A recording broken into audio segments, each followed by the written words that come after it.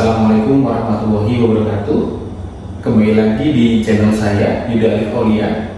Di sini pada kesempatan ini saya akan mencoba mereview sebuah MacBook Pro M1 di tahun 2025. Apakah MacBook ini worth it atau tidak? Mari kita simak selengkapnya. Berikut 5 alasan MacBook Pro M1 layak dibeli. Yang pertama, performa chip M1 yang kencang.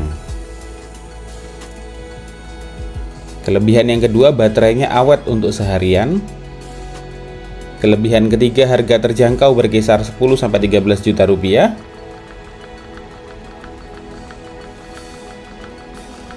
Kelebihan 4, update OS terbaru dan support Apple Intelligence.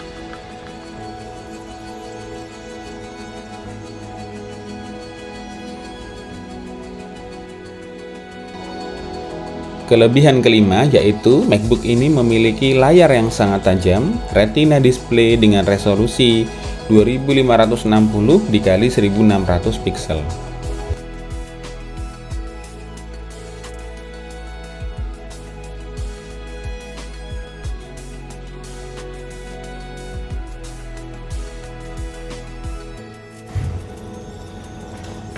Oke, pada kesempatan kali ini saya akan coba share ya, mengapa saya membeli MacBook Pro M1 di tahun 2025. Mengapa saya tidak membeli seri MacBook Air misalkan?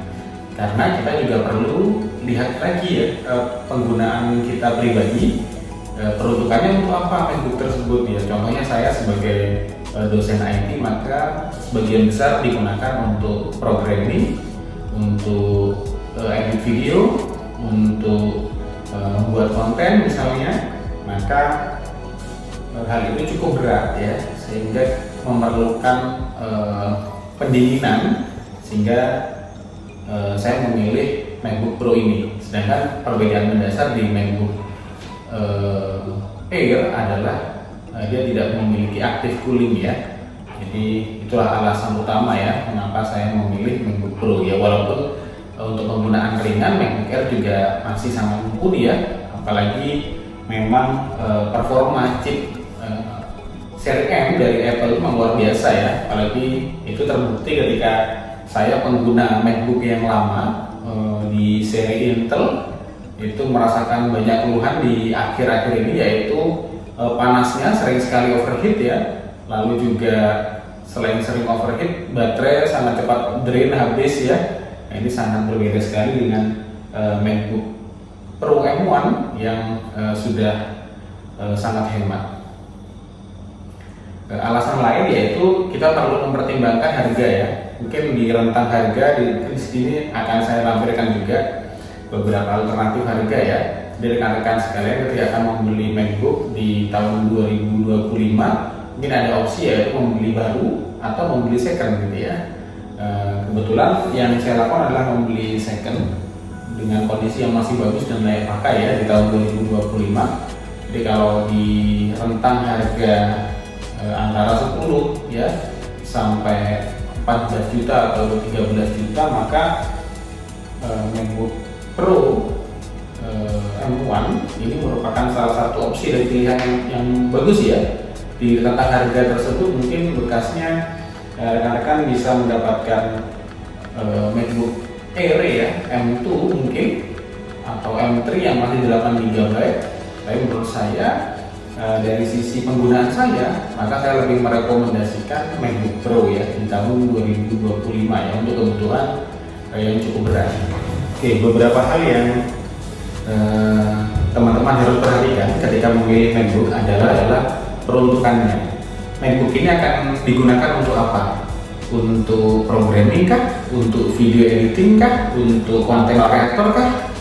Silahkan tentukan dulu dan kebutuhannya untuk menjalankan aplikasi seperti apa.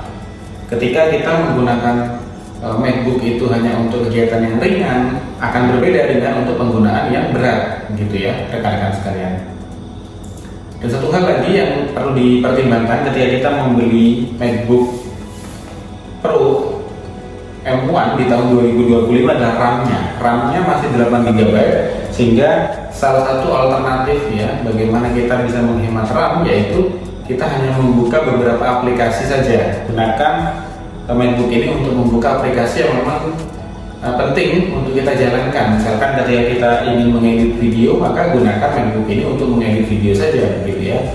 Namun ketika teman-teman menjalankan banyak tas sekaligus ya, buka browser, buka YouTube, editing, mungkin disambi untuk edit thumbnail, maka mungkin menjadi berat ya. Dan ini problem juga ketika RAM mendekati 8 GB penggunaannya, maka dia akan banyak swap memori ya.